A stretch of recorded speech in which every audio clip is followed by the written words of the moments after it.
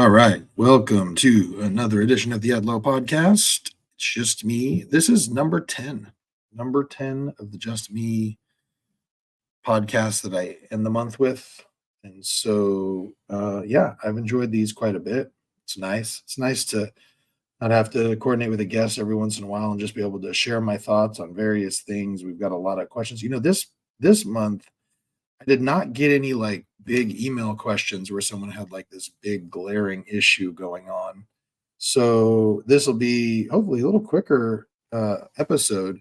Just a bunch of little questions here and there. Some of them I might expound on a little bit, but nothing. Like I said, this month, I did not get anybody who was having a big crisis issue, which I think is actually pretty good. That means maybe everybody's doing good right now. So that's good. I'm glad. And uh, I'm also happy when they do send those messages and then they reach out afterwards and give me updates. And there was one I had talked about. I can't remember if it was last month or the month before, or whatever, about a couple that was having some issues in Utah, and it sounds like things are going much better. So I'm very glad. I don't necessarily, that doesn't mean that what I said on the podcast had anything to do with it. Just there wasn't anything like that, but it did sound like things are going better for them, and I'm really happy about that. So hopefully they continue to work through their issues. So that's good. So yeah, a lot of anonymous questions, some that were not anonymous, and but I keep everybody anonymous. So if you are listening to this and you're new to the podcast, every month I do a Just Me podcast where I just answer questions. There's some app that I found through Instagram that you can submit anonymous questions to the person. So if you submit one through there, I post it on my story. When I'm about to record this, you can send me just an anonymous message. I have no idea who they're from. And then sometimes I have people who just send me a direct message or they comment on something or whatever. And I purposely keep them anonymous as well, unless there's some glaring reason to bring them up. That would be pretty much it. As far as getting a hold of me, and it's just fun. Sometimes people just send funny comments. Sometimes people have real issues that they hit me up with, and I greatly appreciate when they do. Not that I always have the best advice, but I do really put a lot of thought into the response when I give it. So, I'm nobody special per se, but I do have some life experience, and I'm happy to respond. The other thing is that I've really just want to comment randomly because here's the thing: I know that some of my oldest sons friends follow me and some of them listen to this podcast and do those things. And I've had an opportunity recently to spend a lot of time over at John Adams just because it's Austin's senior year and I'm trying to be as involved as possible. He was on the basketball team and went to all the games, almost all of the games. And also, I just refed the staff school basketball game, staff student basketball game over there, which was a lot of fun. And I got to say, I have I am so impressed. The kids these days, a lot of people get a lot of slack, or they give a lot of crap to the younger generation. I got to tell you, I don't know if it's John Adams specifically. I have my own personal issues with John Adams and the way that they work, but I got to tell you, getting to know some of these kids, some of my son's friends, even the ones that I know Austin has a couple of friends that he's like, I don't know if I necessarily want them around you. I don't want you to get, I purposely don't bring some of my other friends around. And he's brought some over that are a little different. But I got to tell you, like, I have so much faith in the next generation, just knowing these guys and girls. They're all just, I have yet to meet one that I've looked at and been like, this one's going to be a problem. And so, super impressed with everybody that's come around. And even some of my younger kids' friends, they come around too, you know, and they're all, I don't know if my kids are just very good judges of character or whether the kids are just good kids, but either way, like couldn't be prouder of all the guys and girls who are over there and who are doing big things. So shout out to the next generation as not being as bad as everybody wants you to think. Okay. So some quick questions. Here we go. Still hitting the gym. Yes, I am. Every 6 days a week. Hit it every day with rare exceptions. Sometimes just because of time, I'm not getting the full workout that I would prefer. I spend a lot of time in the gym, do a lot of cardio, do a lot of lifting. Um, so, uh, but yeah, I'm still going.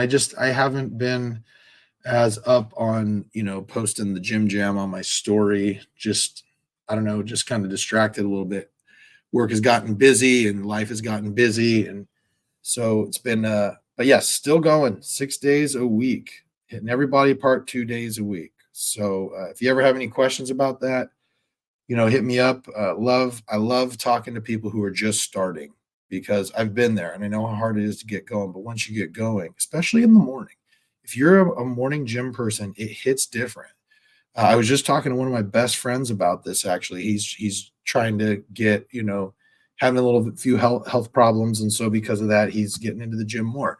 And we were talking about going early as opposed to going in the evening, and I've done both, and I just don't get the same high I do as going in the morning. It just sets my day right. So I encourage morning gym attendance. All right, the Kings suck. I don't think they suck. Here's the issue. I do think they're inconsistent, clearly.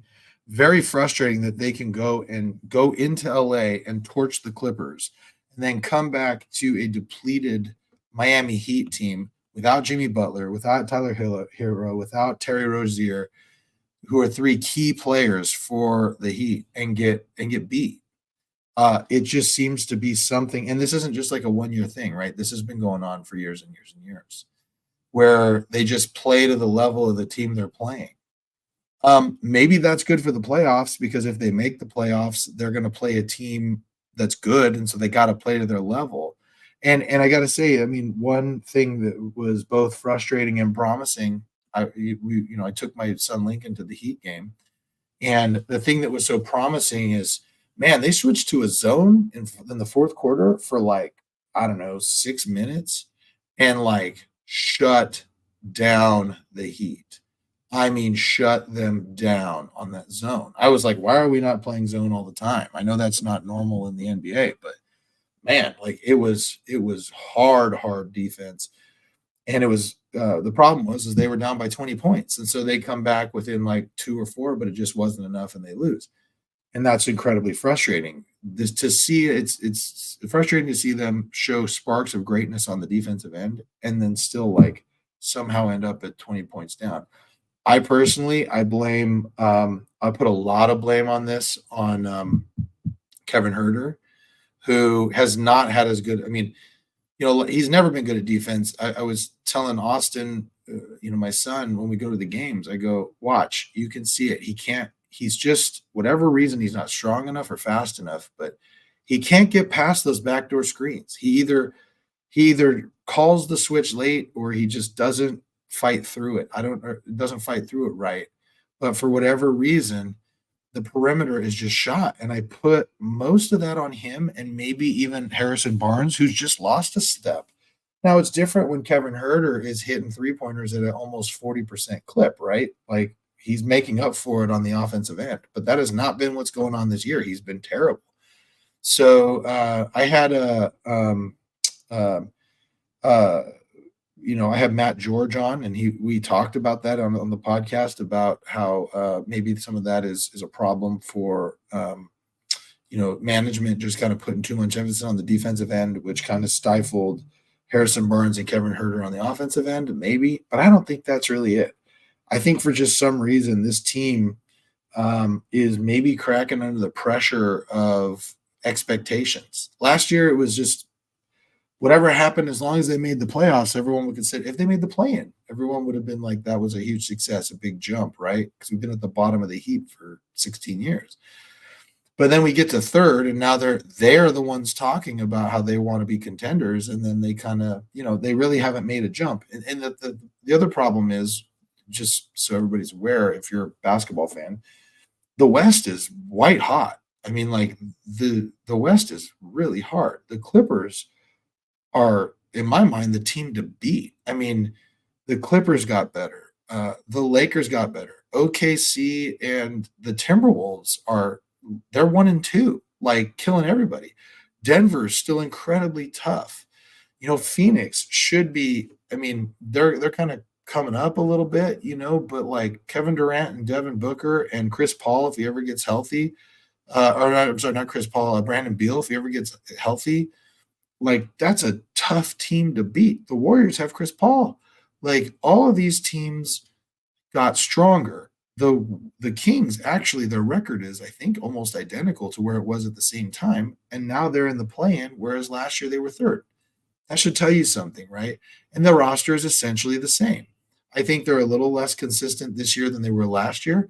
I think that's partially because teams know the Kings are not a pushover team anymore, so they're actually playing them hard, and they also have a sense of what they're going to play because Mike Brown, it's his second year. They're running the same plays essentially, but still, so we'll see. I mean, I think really, if you expected the Kings to be legit contenders this year, I think you were fooling yourself.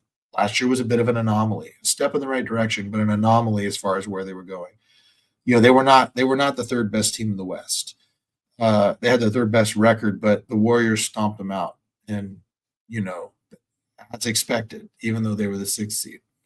I think that this year's a big growth year. I think next year you're going to see a huge jump from Keegan Murray. They're going to be a really tough team to beat, especially if they are able to fill a couple of the gaps, particularly at the 2 and the 3. Um, Man, like next year's the year to watch the Kings, in my opinion. I think they make the playoffs this year. I don't even think they make the play-in. I think they actually make the hard to the playoffs. And then when they do, I think you're looking at another first round exit. Um, if they get the Nuggets, they match up really well. So if they're sixth and the Nuggets are third or fourth and fifth, like that, I think the Kings might actually get into the semifinals, but they're not going farther than that, in my opinion. So, all right. How is it having 3 teenagers? Well, I actually really like it, but there are times that it's frustrating. I do love having an extra driver in the house. That's nice. Helping out with carting kids around, and then also, especially like when he was going to basketball, like there wasn't as much of a need for rides, which was super helpful. I like that he has a little more independence, and I try to give that to him. And then just, I couldn't really complain too much about the girls. I like that all my kids are busy. It makes my life harder, but it's busy, and I appreciate that. And they're all getting into things that they're passionate about and having a good time. I don't think you could ask for anything more. I think that they're just, there are times between the 2 girls that there's a lot of estrogen going on in the house. uh, and, us boys are just kind of like, well, that was a thing. Uh, I remember last summer there was a week where they were gone, and they were off camping, doing like a girls' camp thing. And while they were gone, it was just me and the boys. And my mom came over for something. And she comes in and she just goes, "Have you missed your sisters?" And they both were like, "Not really." They're like, "It's so much quieter and so much less dramatic," and that is true, but at times. But they're fun. They're all having a great time, and they actually have all. It's funny. I feel like, especially recently, for some reason, the kids have kind of mellowed out. Like they're just, they're kind of a team. Like the 2 girls, especially now that they're in another play, and both of the girls are in it together. So I think that helps them bond a little bit. So yeah, it's been great. I actually don't have many complaints. I wish they were a little cleaner, but other than that, I think they're doing good. What do you think about WrestleMania's main event? Are you excited? If we're talking about the main event, which will likely be Cody Rhodes versus Roman Reigns, yeah, I'm excited about it. I think it'll be cool to quote unquote everybody. I'm kind of sick of hearing finish the story, but I think that's what needs to happen. I think the timing is right. But there is a part of me that is a little upset that we're not seeing The Rock wrestle Roman Reigns. At least that's what it doesn't look like that. But I am super curious to see what they do with The Rock. There seem to be setting something up for him. But I got to tell you, this will be I'm taking the boys to WrestleMania this year in Philadelphia, so we're pretty excited about that. I'm going to try to link up with a few of these guys and gals that I've had on the podcast. But uh, I'm super. It's going to be a lot of fun. This will be my fourth WrestleMania. I think this will be Austin's third WrestleMania, and I think last year was amazing, and I expect this year to be amazing too. They've really done a good job with the Roman Reigns storyline, and so with that, I think that when he finally does get beat, if it does happen here at WrestleMania, which every indication is it will, then yeah, I mean, that'll be a cool moment. And I'm also really interested to see what they do with Seth Rollins and Drew McIntyre. That'll be fun too. There's a lot of stuff that they're really doing a lot of good stuff with, like Gunther. I really like what they're doing with him. I'm glad that they're not switching belts every other week. Like it matters when somebody wins. It brings value to the titles, which brings value to the wrestler. So yeah, I think this is probably the best as far as like stories go. I am more interested now in watching wrestling week to week than I've been in a really, really, really long time. So kudos to Triple H for that. But anyway, back to the question. There's just a part of me that I just kind of wish I was. The Rock is the greatest, one of the greatest, and he's in his 50s now. We don't get a lot of chances to see him wrestle, and the dream match between him and Roman Reigns has been one that has been talked about for years. So I really kind of want to see that. As much as I want to see finish the story with Cody Rhodes, there's a part of me that's kind of bummed that we're not seeing that. So, okay. I know of people that have a crush on you. Okay. I don't I don't know what to do with that. Uh you think looks matter more than personality? No, I don't. Not at all. Not in my experience. No. Uh, I think looks do matter. I think you do need to be physically attracted to the person that you're with, but also understand that that will only get you so far if your personalities don't match or your communication styles don't match. That's for sure.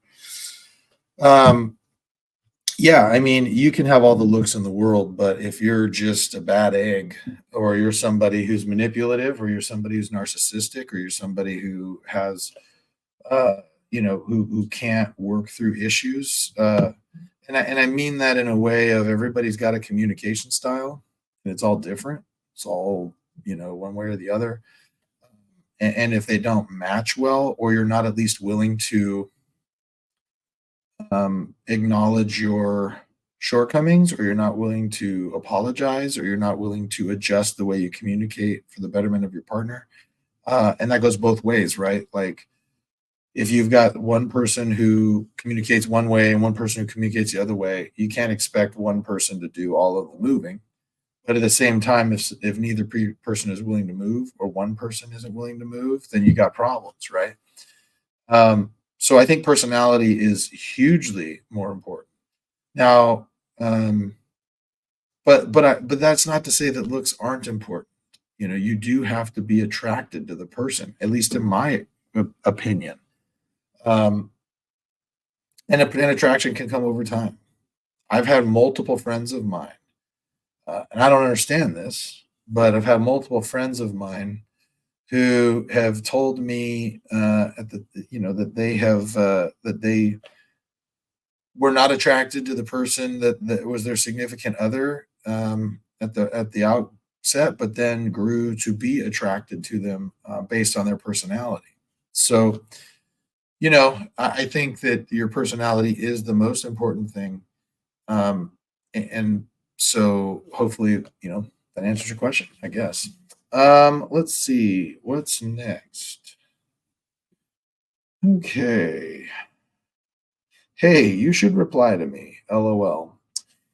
Okay, let me just tell you something. Currently, right now, just so you know, I don't know who you are. I have 165 unread text messages. 165. Okay. So now I want you to understand that I'm actually, in my view, I'm actually a pretty communicative person and I try to respond to everybody. But I get so many text messages and emails and phone calls every single day that it's almost impossible for me to respond to everybody. So if it takes you a few times to get a hold of me, understand that is not a personal slight. It's just hard for me with everything I got going on to respond to everything. When I have clients and I talk to them in the first meeting, one of the first things I tell them is I say, okay, so here's how it works. You know, you can call me, you can text me, you can email me, you can do all those things. Sometimes, based on what's going on, whether at work or personal life, I'm not going to be super responsive. If that is the case, it doesn't mean I don't want to talk to you. It just means that I'm in a place where I can't respond right away. So you can contact my secretary and set up an appointment. The next available appointment, we'll talk then, right? That doesn't mean whoever's listening to this should call my secretary and set up an appointment to talk to me. That's for clients only. But my point is that sometimes it's not a matter of me not caring to respond to you. It's just understand that it sometimes people get lost in the shuffle. I love all of my friends, but this is a complaint that all of them tend to have.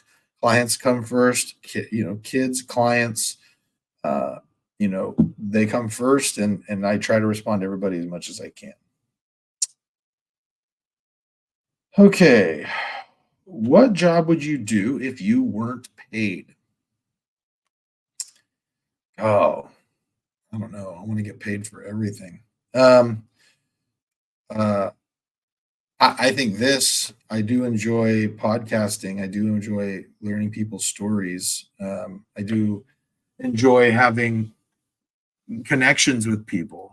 Um, so that this is something I always thought, in retirement, if I have enough money in retirement, one thing that I thought would always be super cool would be to open an old time uh, video rental store, like an old time Blockbuster, but not even like a Blockbuster, because I remember the days before Blockbuster when it was just like old timey one mom and pop shop rental stores.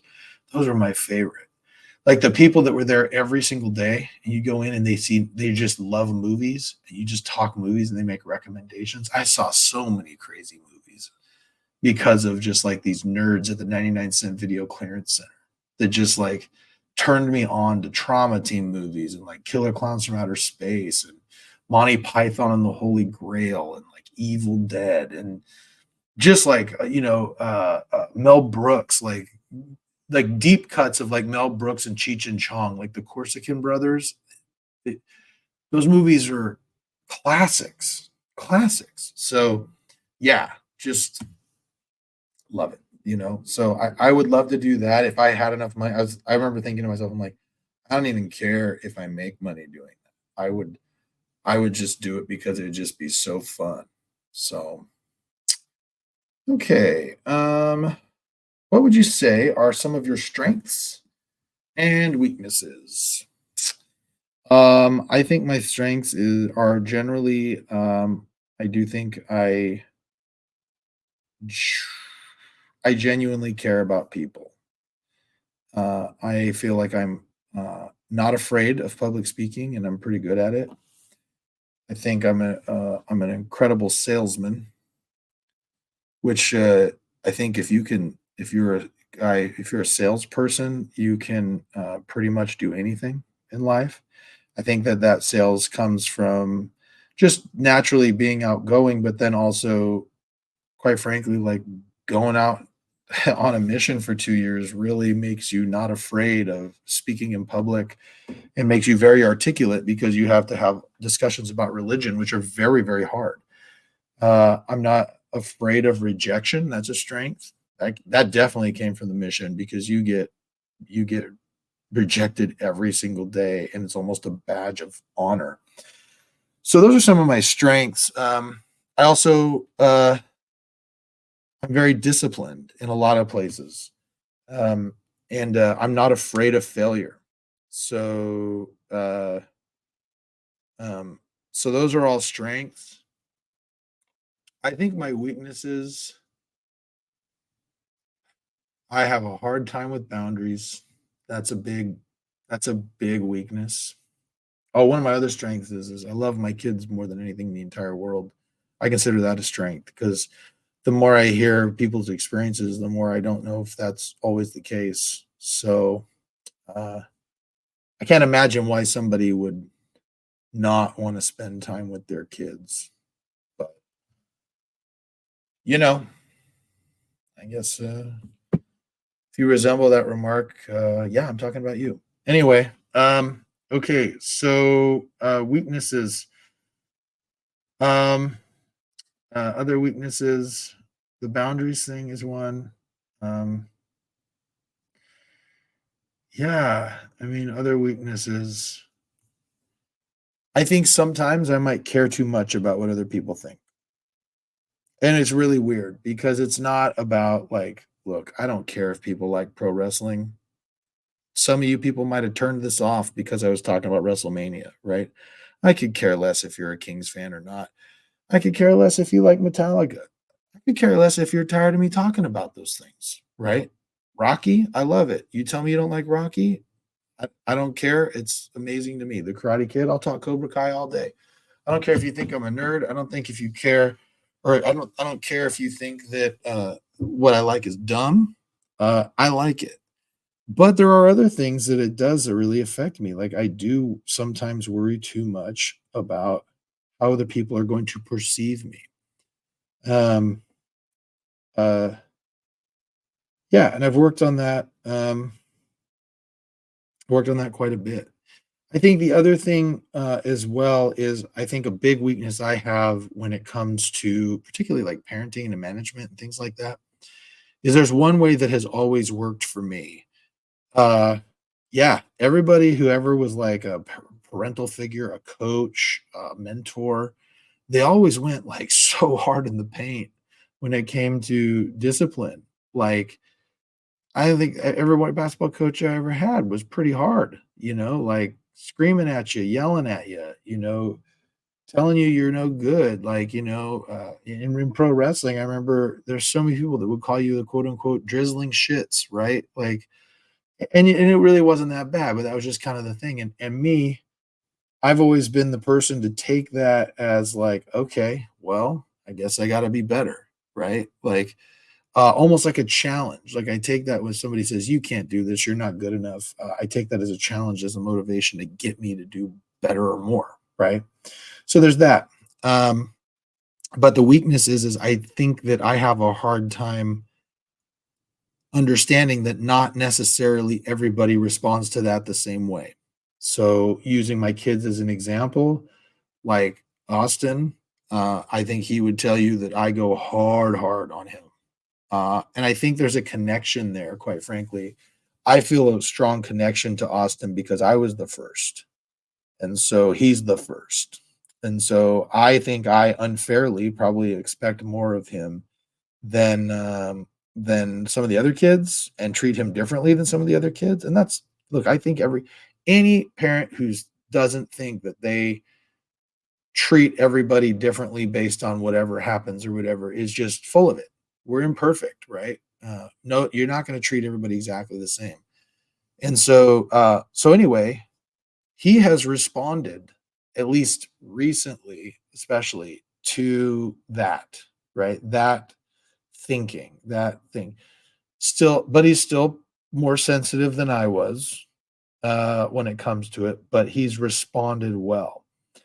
Some of my other kids, I don't think respond as well, and it results in them choosing to do things that I would prefer that they don't as far as how they approach a situation. And so nothing huge. They're not no none of my kids, all of my kids are incredibly good kids.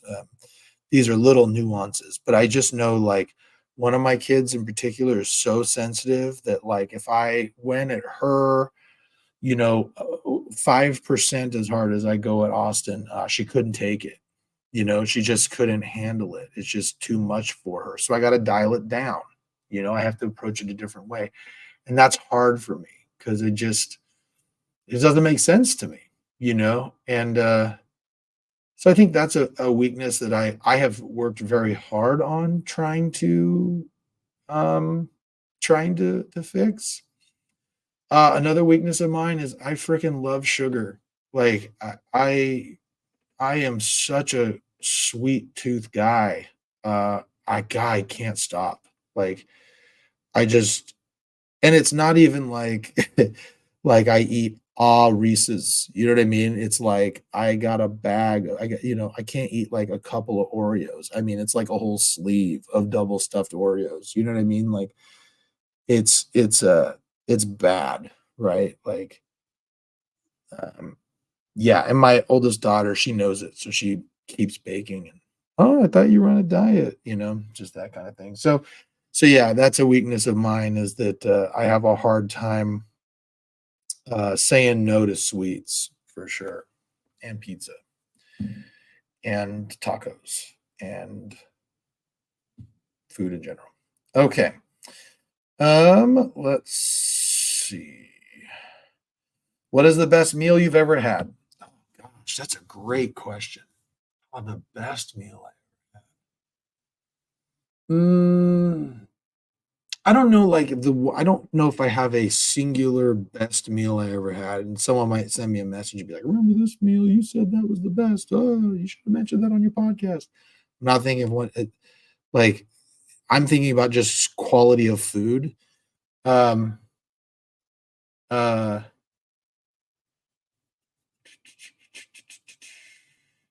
I don't know, man. That's hard. You know what? This is the thing, though. Food for me is a like a social thing a lot of the time. So, like, there are some meals that I look at and I'm like, I'll remember that meal for a long time. I had a meal at Ruth Chris Steakhouse with my friends Chris Johnson and Brian Rada, who have been what I would say are my best friends since middle school. We planned a trip to Indiana, my stomping grounds for my mission. They randomly were both living there at the same time. So I flew out there and we all went to a Notre Dame football game and went to Ruth Chris afterwards. It was the first time we'd all been together for probably a decade.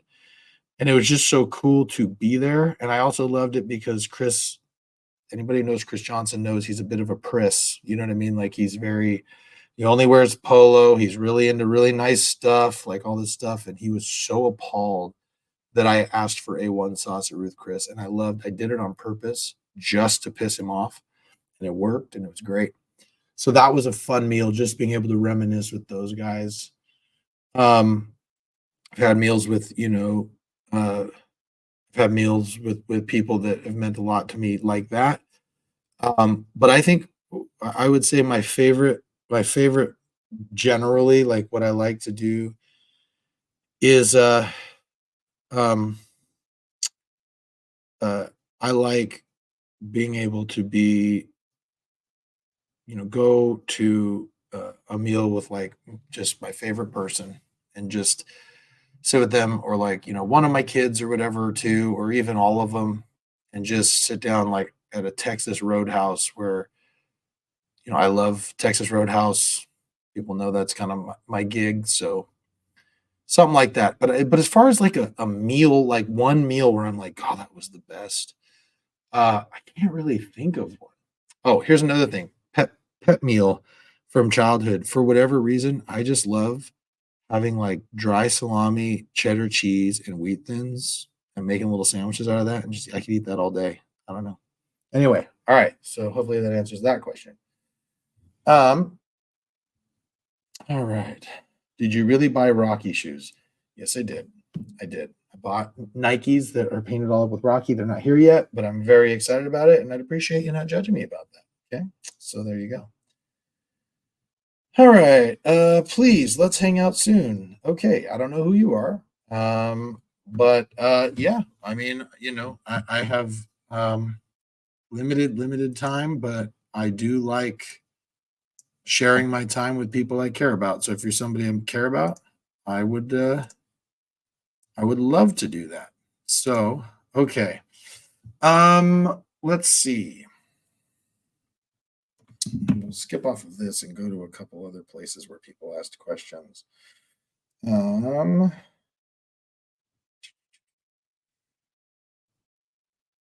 All right. If train A leaves the station going 50 miles an hour and train B leaves the station 1 hour later going 70 miles an hour, how many miles will it take for train B to catch up with train A? I like snow cones. I went to law school, so I didn't have to do math. So there you go. All right. Oh, here's a good one. What is a match you wish you could have booked? Okay, so what does that mean for people who aren't wrestling fans? What that means is I ran a wrestling promotion from about 2008, 2009 to 2013 ish. And I did a lot of really cool things. I worked with Impact Wrestling. I worked with New Japan. I worked with Lucha Libre USA. I worked with various independent guys around here. Got to be backstage at Royal Rumble. Got to do a lot of really cool stuff with a lot of really cool people. So when they ask, is there a match you wish you could have booked? What they mean is there a match that you wish you could have had on one of your shows that you never got to do? And I'd say there were a few of them that I really wanted to get. We did the New Japan show up in Gridley with Shinsuke Nakamura was there, Kushida was there, Bad Luck Fale was there. Who else did we have there? Alex Shelley was there, and we had a bunch of good workers there. And I always wanted to do a return match between Dave Dutra and Kushida because I thought it would have been a lot of fun for the strap. I also thought it would have been cool to get through that show the Time Splitters between Alex Shelley and Kushida came out of that show. I wish I could have booked the Time Splitters against the Scum, or even against the Commandos. I think that would have been fun. Or now the Stoner Brothers, but they were the Commandos at the time. So that would have been cool. Trying to think if there were like matches I wish I could have. Quite frankly, as much as I love Dave Dutra as a champion, I wish I could have had enough shows to like if I could have gone like another year or two and given someone the rub of actually beating Dave for the belt, because that was the whole point, right? He was the champion for such a long time, with the idea being that once he kind of got to a certain level that he didn't need it anymore, and he was out there, that he would drop the belt to somebody else who could come in, and it would be a big deal when they finally beat him, and then it would be and then that person would kind of get to build up, because I do feel that what we did with Dave kind of catapulted him out of like the mid card into the main event, into main event status, and he's been there pretty much ever since. And so I kind of wish we would have given somebody the rub. In fact, that would have been cool. I would have liked to have done that. I would have loved to see. Here's the thing that's hard. It's been like 10 years since I last was like really active with the SWF. So I'm sure there were a bunch of matches that I would love to have booked that I never did.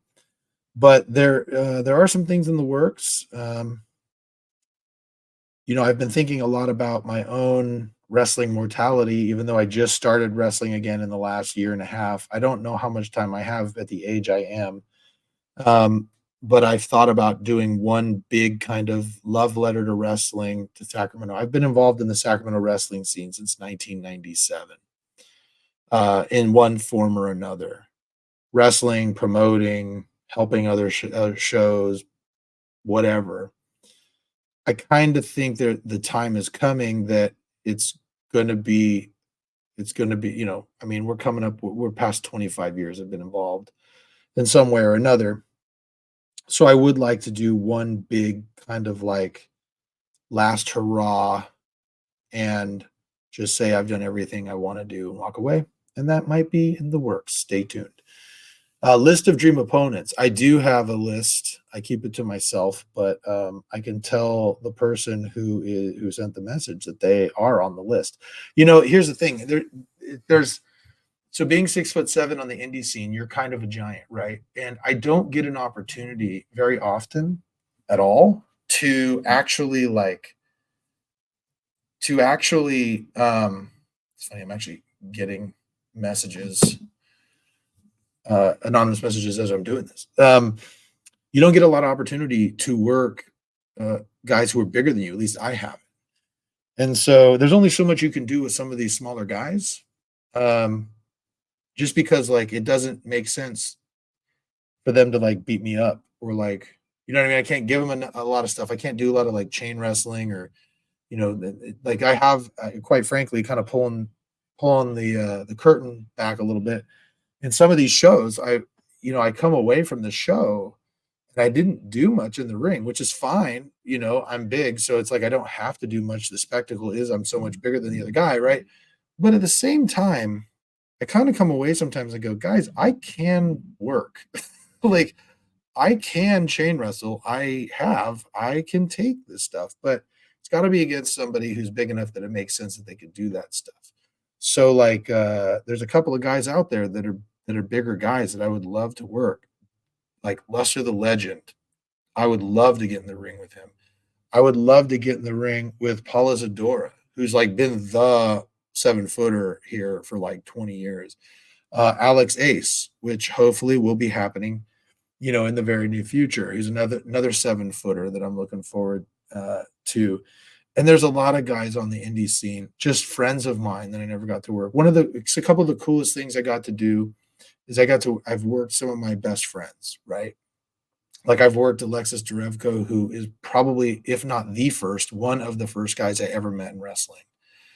I've gotten to work, El Flaco Loco, who has been a staple here, and it meant so much to me that he was willing to work with me. Everybody I've worked has been great. I wish that Oliver John was still wrestling. I would love to work him. And there's a bunch of guys that I haven't named yet. Dave Dutra, I would love to work Dave. Love to work Dave. Never got to do it. Would love to work Dave. But there's a big list of guys that I haven't named that are on there that I'm slowly crossing off. And I don't want to put all the names out there because I want it to be organic. I don't necessarily want everybody to be like, well, let's help Josh out. Because I know some guys do that, which I appreciate. Let's help Josh out and give him a match that I know he's going to really like. So, I want him to kind of happen organically. And then also when it's over, I'm just going to stop doing it. So, yeah, that's that. Okay. So, next question.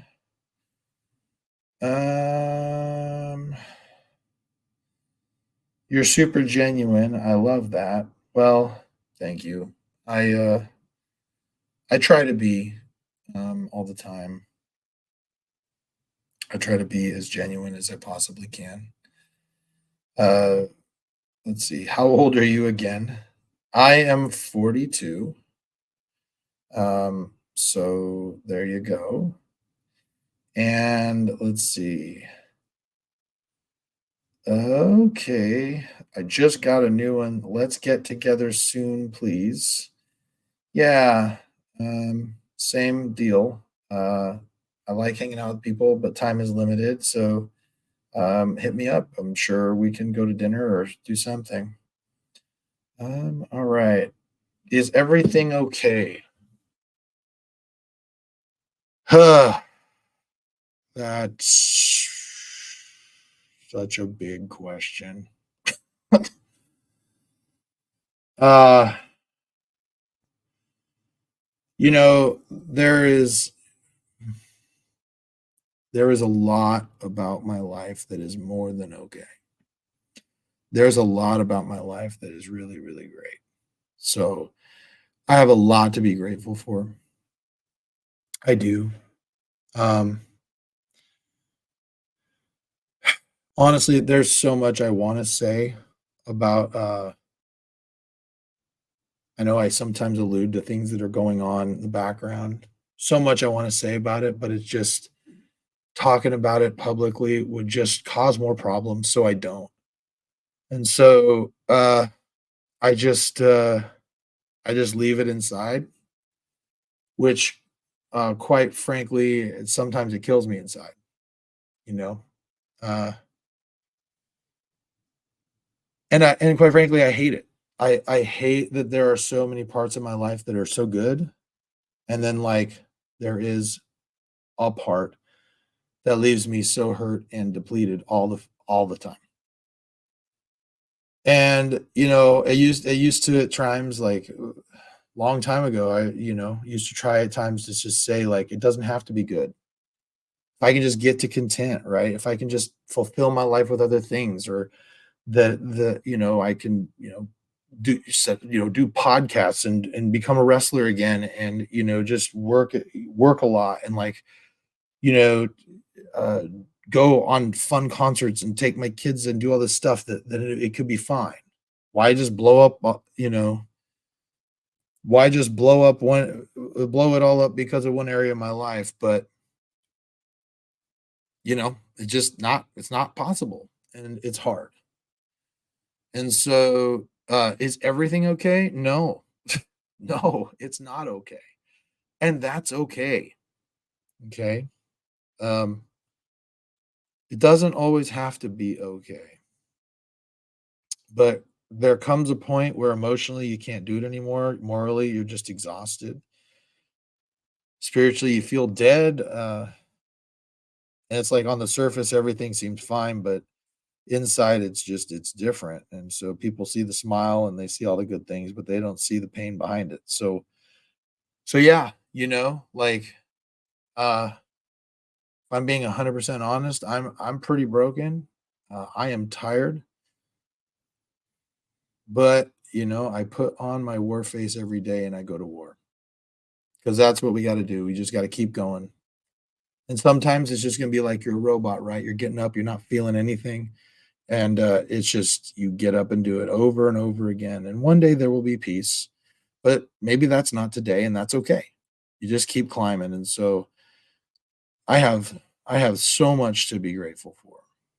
I have so much to be grateful for. I am blessed beyond my measure. Certainly, I have been blessed more than I deserve by a long shot.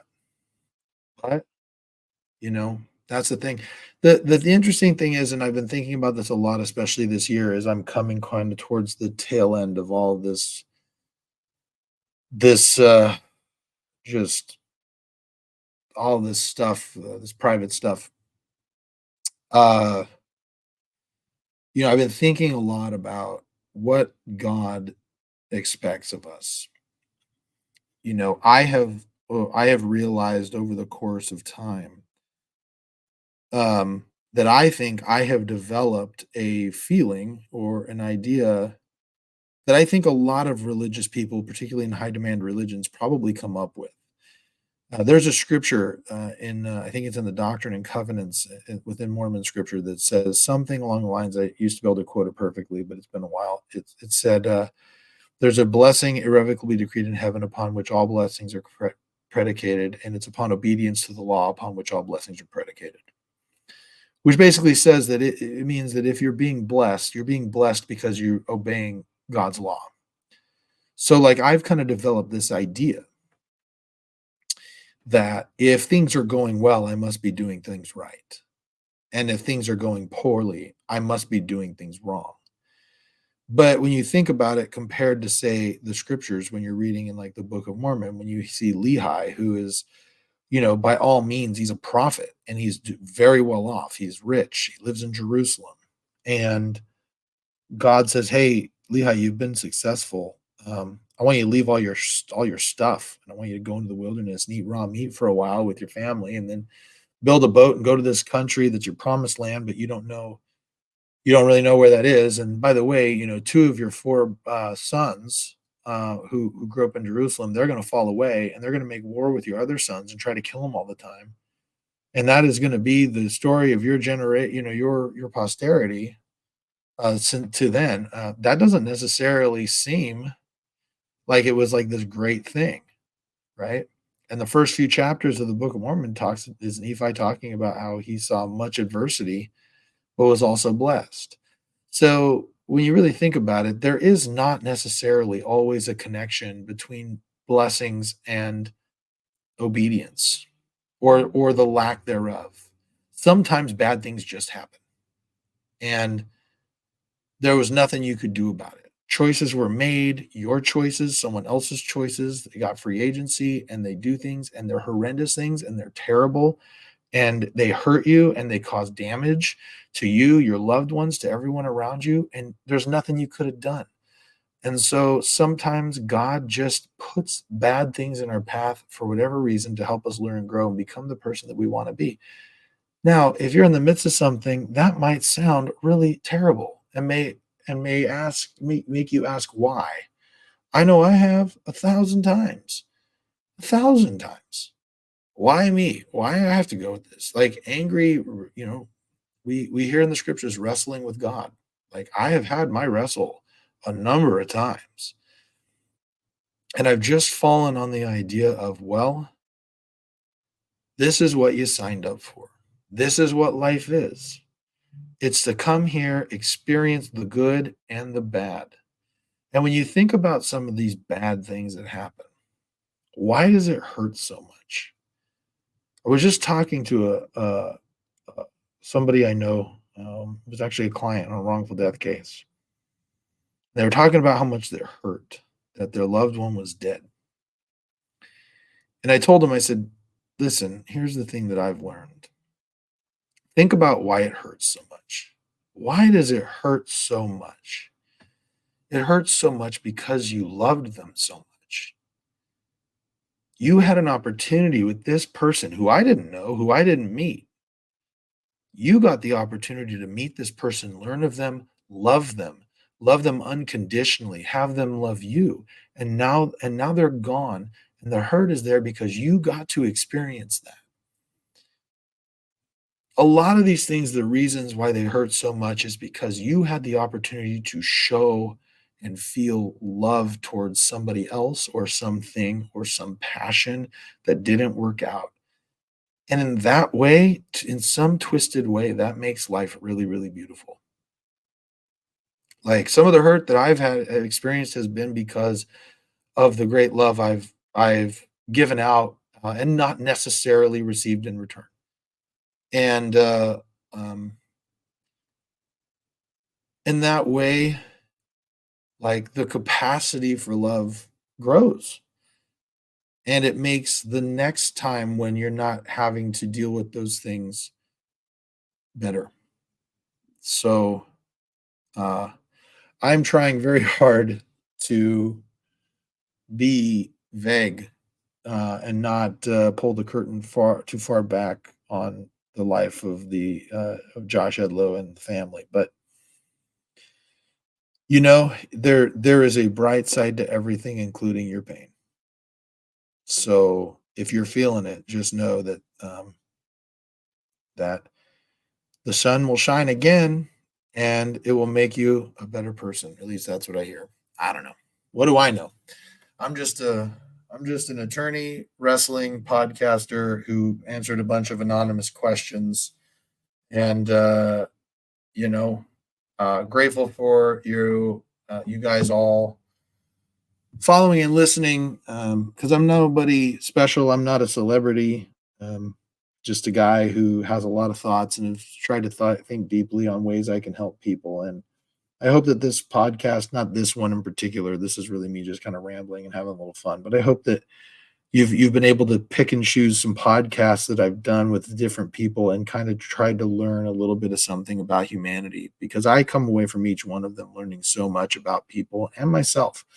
So that's the whole point. I'm going to keep doing it. Um, you can send me a line. Uh, you can hit me up on Instagram, on Facebook. I'm on TikTok, although I've kind of taken a little bit of a break from that. I'm on Twitter, but I don't use it very often, or X or whatever it's called now. And yeah, you can hit me up on any of those. You can send me an email. You can call me if you have my cell phone number. Shoot me a text, and I'm sure you'll get through. at some point. But grateful for all of you, grateful for my subscribers. If you're not a subscriber, you should start subscribing so that way you can follow along. We got a lot more exciting people coming up, as always. Been always working on a few kind of reaches. I've gotten some good responses. I've gotten some good responses from some people that I would love to talk to. We'll just see if it works out. In the meantime, be good to each other, and we'll talk to you again soon.